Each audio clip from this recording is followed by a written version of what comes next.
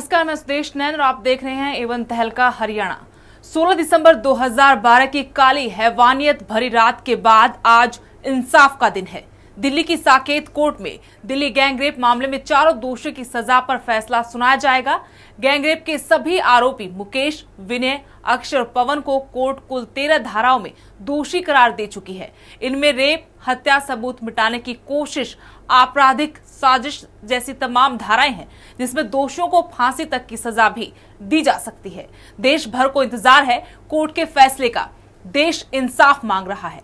दोषियों के लिए कड़ी से कड़ी सजा मांगी जा रही है ताकि फिर कभी किसी बेटी के साथ इस तरह की दरिंदगी ना हो। हरियाणा विशेष में बात करेंगे सबसे बड़े फैसले की और साथ ही चर्चा करेंगे कि इस फैसले का क्या लोग सबक ले पाएंगे।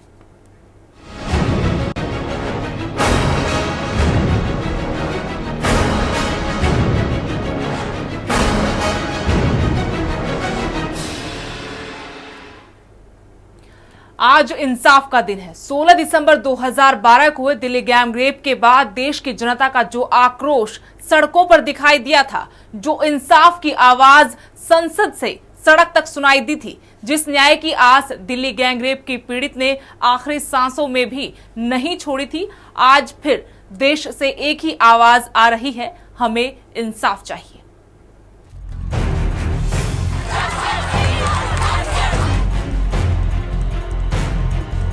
16 दिसंबर 2012 की वो काली रात, देश की बेटी पर हुआ सितम। 6 दरिंदों ने चलती बस में वो जुर्म ढाया जिसे कभी भुलाया नहीं जा सकता। वो अस्पताल के अंदर जिंदगी और मौत की जंग लड़ रही थी तो बाहर पूरे देश में उबाल आ गया था। देश की आवाम ने उस बेटी के दर्द को महसूस किया और उतर पड़ी सड़कों पर इंसाफ मांगने। आखिरकार वो मौत की सरहद पर जिंदगी की जंग हार गई। वो माँ का आंचल छोड़ गई। वो इस बेरहम दुनिया को अलविदा कह गई, लेकिन मरकर भी वो करोड़ों लोगों को जिंदा कर गई। वो चुप्पियां तोड़ गई। सड़ी हुई सोच के सांचे टूट गए। सहमी हुई सांसों में जान आ गई।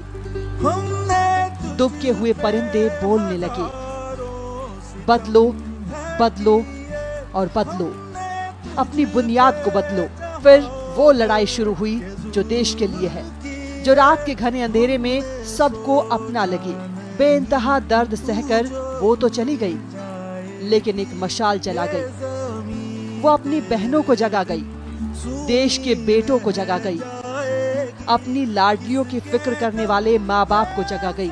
उसकी मौत की चीखों ने ललकारा, आगे आओ, अपना हक मांगो। तुम्हें डरने की जरूरत नहीं है, ये वक्त तुम्हारा है। उसकी मौत पर पूरा देश रोया, संसद में सांसद रोए। उसकी चीख उन 4 दीवारों को भी पार कर गई जहां हवाओं को भी घुसने की इजाजत नहीं होती। उसकी मौत का आक्रोश हर तरफ दिखा। हर कोई उसके दर्द में शरीक हुआ।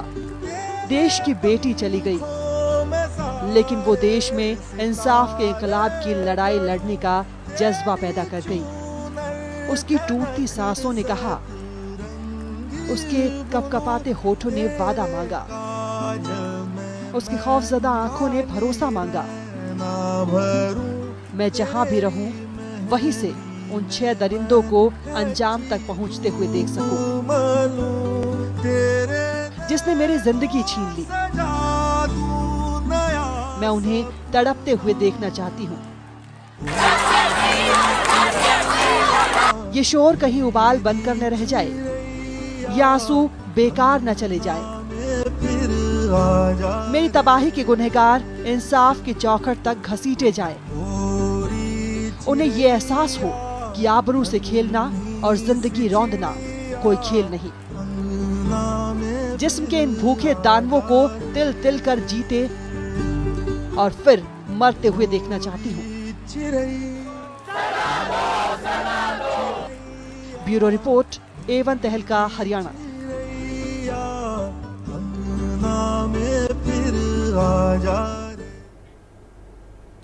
16 दिसंबर 2012 को दिल्ली में दरिंदगी की ऐसी दास्तान लिखी गई थी जिस पर हर भारतीय शर्मसार था। इस घटना ने देश भर को झकझोर कर रख दिया था। उसमें अभी तक क्या कुछ हुआ, उसी पर दिखाते हैं हमारी खास रिपोर्ट। तारीख 16 दिसंबर, वक्त रात के 9 बजे। दिल्ली के दिल पर ऐसी चोट लगी कि ना दिल्ली खामोश रही और ना ही देश की राजधानी दिल्ली के वसंत विहार की सड़कों पर दरिंदगी की ऐसी दास्तान हुई जिसे ये देश कभी नहीं भूल सकता। चलती बस में 6 दरिंदों ने 23 साल की एक पैरामेडिकल लड़की से सामूहिक बलात्कार किया। इन वहशियों ने इस लड़की को बुरी तरह जख्मी करने के बाद सड़क पर फेंक दिया। तारीख 17 दिसंबर, पुलिस ने सामूहिक दुष्कर्म का मामला दर्ज किया। तारीख 18 दिसंबर, घटना का पता चलने पर लोगों ने वसंत विहार थाने के बाहर प्रदर्शन किया। घटना का पता चलने पर दिल्ली उच्च न्यायालय की महिला वकीलों के एक दल ने उच्च न्यायालय से मामले में खुद ही संज्ञान लेने की अपील की। पीड़िता की हालत बिगड़ी और उसकी 2 सर्जरी की गई। पुलिस ने घटना के मुख्य आरोपी राम सिंह को गिरफ्तार कर साकेत कोर्ट में पेश किया और उसे 5 दिन के पुलिस रिमांड पर भेज दिया गया। तारीख 19 दिसंबर, पुलिस ने गैंगरेप के 3 आरोपियों विनय, पवन और मुकेश को गिरफ्तार कर साकेत कोर्ट में पेश किया। अदालत में विनय और पवन ने अपनी गलती स्वीकार की और विनय ने अपने लिए फांसी की सजा की मांग की। गैंगरेप पीड़िता के दोस्त ने अदालत में अपने बयान दर्ज करवाए। वसंत विहार गैंगरेप मामले में दिल्ली उच्च न्यायालय ने संज्ञान लेते हुए दिल्ली पुलिस से मामले की रिपोर्ट मांगी और घटना के दौरान बस के रास्ते में पड़ने वाले 3 पुलिस नाकों पर तैनात रहे पुलिस कर्मियों की सूची और उनके खिलाफ की गई कार्रवाई की रिपोर्ट 2 दिन में मांगी। गैंगरेप की घटना को लेकर लोगों ने जंतर मंतर और विभिन्न जगहों पर प्रदर्शन किया। तारीख 20 दिसंबर, तिहाड़ जेल में गैंगरेप के आरोपी मुकेश की शिनाख्त परेड करवाई गई। लोगों ने जंतर मंतर, इंडिया गेट और कई जगहों पर प्रदर्शन किया। तारीख 21 दिसंबर, दिल्ली हाई कोर्ट में गैंगरेप को लेकर पुलिस ने अपनी रिपोर्ट दाखिल की। हाई कोर्ट ने रिपोर्ट से असहमति जताते हुए घटना वाली रात ड्यूटी पर तैनात पुलिस कर्मियों के नाम कमिश्नर से मांगे। तारीख 22 दिसंबर, युवती की हालत में सुधार होने पर एसडीएम ने अस्पताल में जाकर बयान दर्ज किए। राष्ट्रपति भवन का प्रदर्शनकारियों ने घेराव किया। पुलिस ने प्रदर्शनकारियों पर लाठीचार्ज कर आंसू गैस के गोले भी छोड़े। प्रदर्शनकारियों ने पत्थरबाजी भी की। प्रदर्शन के दौरान पुलिस के हमले से 70 लोग घायल हो गए। प्रदर्शनकारियों ने सरकारी वाहनों में तोड़फोड़ की। तारीख 23 दिसंबर, मामले के आरोपियों की पिटाई के लिए साकेत कोर्ट में हजारों की भीड़ इकट्ठा हुई। पुलिस ने आरोपियों को चोरी छिपे पेश किया। इसी दिन इंडिया गेट पर गैंगरेप के विरोध में प्रदर्शन कर रहे युवकों और पुलिस कर्मियों में मारपीट हुई। इसी दौरान प्रदर्शनकारियों का पीछा कर रहा कांस्टेबल सुभाष तोमर गिर गया और उसे अस्पताल में दाखिल करवाया गया। तारीख 24 दिसंबर, पुलिस ने गैंगरेप के मामले में बाकी के 2 आरोपियों अक्षय और राजू को गिरफ्तार कर अदालत में पेश किया। इंडिया गेट पर हुए बवाल को लेकर पुलिस ने प्रदर्शनकारियों के खिलाफ बवाल करने, सरकारी कर्मचारी पर हमला करने, हत्या का प्रयास और सरकारी कार्य में बाधा पहुंचाने के मामले में तिलक मार्ग थाना में केस दर्ज किया। इसी दिन गैंगरेप के आरोपी राम सिंह की तिहाड़ में कैदियों ने पिटाई की। तारीख 25 दिसंबर, जंतर मंतर पर प्रदर्शन कर रही लड़कियों को संसद मार्ग की ओर जाने पर पुलिस ने हिरासत में लिया और 4 घंटे के बाद रिहा किया। इसी दिन अस्पताल में दाखिल दिल्ली पुलिस के कांस्टेबल सुभाष तोमर ने दम तोड़ दिया। निगमबोध घाट पर राजकीय सम्मान के साथ दाह संस्कार किया गया। पुलिस ने कहा कि प्रदर्शनकारियों के हमले से कांस्टेबल की मौत हुई है। तारीख 26 दिसंबर, आरएमएल के चिकित्सा अधीक्षक ने मीडिया को बताया कि कांस्टेबल के शरीर पर कोई भी चोट का निशान नहीं था। उसकी मौत हार्ट अटैक के कारण हुई। पुलिस अपने बयान पर अड़ी रही और क्राइम ब्रांच ने चिकित्सा अधीक्षक को नोटिस भेजा। पीड़िता की हालत बिगड़ी और उसे एयर एम्बुलेंस के जरिए सिंगापुर माउंट एलिजाबेथ अस्पताल भेजा गया। तारीख 27 दिसंबर, पीड़िता की हालत और ज्यादा बिगड़ी। सिंगापुर में जांच के दौरान पीड़िता के सिर में गंभीर चोट पाई गई। सामूहिक दुष्कर्म के विरोध में छात्राओं ने निजामुद्दीन में पैदल मार्च निकाला।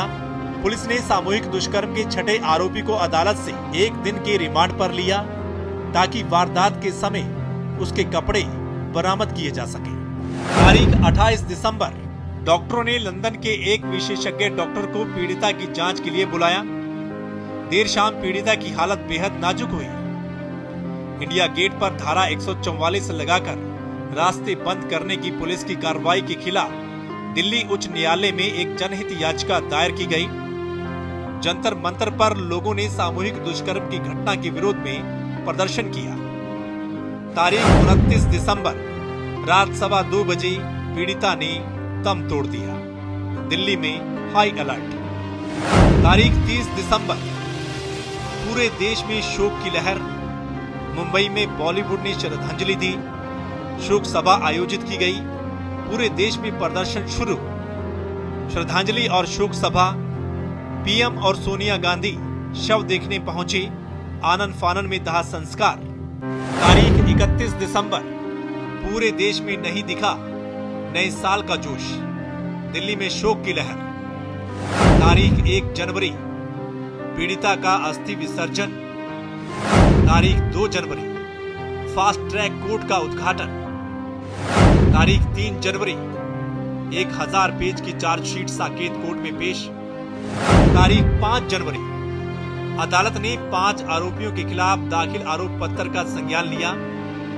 आरोपियों के खिलाफ हत्या, हत्या का प्रयास, सामूहिक बलात्कार, अप्राकृतिक अपराध, डकैती के दौरान हत्या, डकैती के दौरान चोट पहुंचाना, सबूतों को नष्ट करना, षड्यंत्र आदि के तहत आरोप लगाए गए।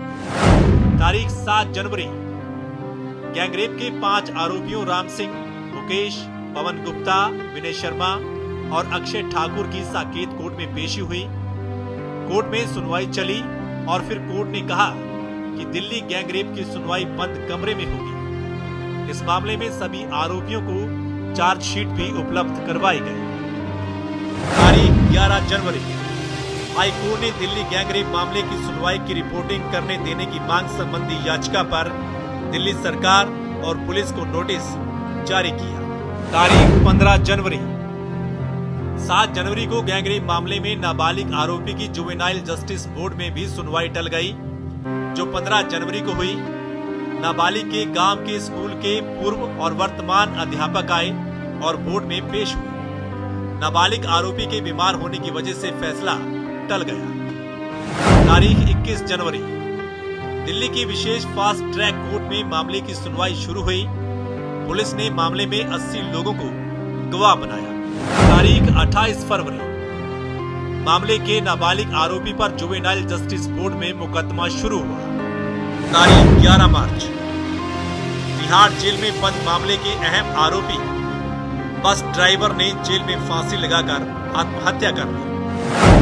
तारीख 5 जुलाई नाबालिग आरोपी पर मुकदमे की सुनवाई पूरी हुई। फैसला सुरक्षित रखा गया। तारीख 31 अगस्त नाबालिग आरोपी को जुवेनाइल जस्टिस बोर्ड ने 3 साल की सजा सुनाई। तारीख 3 सितंबर मामले के 4 आरोपियों विनय शर्मा, पवन गुप्ता, अक्षय ठाकुर, मुकेश के खिलाफ मुकदमे की सुनवाई पूरी। कोर्ट ने फैसला सुरक्षित रखा।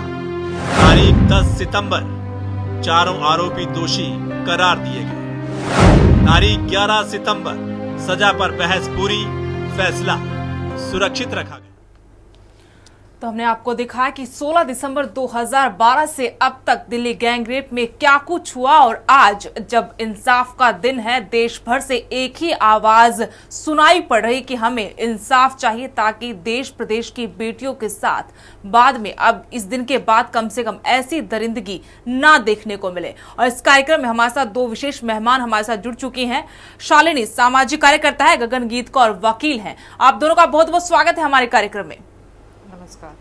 गगनगीत कौर जी, आपसे शुरुआत करना चाहेंगे कार्यक्रम की और सबसे पहले सवाल हमारा यही है, साकेत कोर्ट का फैसला आना है, बहुत बड़ा फैसला आज होगा और ये जानना चाहते हैं आपको क्या उम्मीद है इस फैसले से कि कितना बड़ा फैसला ये हो सकता है और क्या फैसला आ सकता है जिससे सभी 13 धाराओं के तहत चारों को दोषी करार दिया है दिल्ली गैंगरेप मामले में।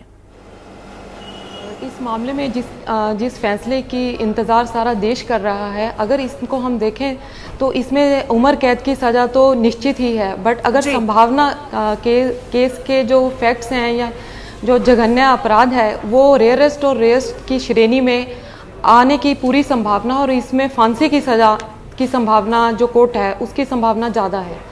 जी, तो संभावनाएं है, लेकिन अगर देश की आवाज हम सुनते हैं तो वो फांसी की ही मांग कर रहे हैं। शालिनी, सामाजिक कार्यकर्ता, वो हमारे साथ जुड़ चुकी हैं। शालिनी जी, आपके पास आना चाहेंगे। यहाँ पर संभावनाएं फांसी की भी हैं, लेकिन जिस तरह से बताया जाए कि उम्र कैद की सजा हो सकती है मिनिमम, और मैक्सिमम जो यहाँ पर अगर हम पनिशमेंट की बात करते हैं वो है फांसी की सजा।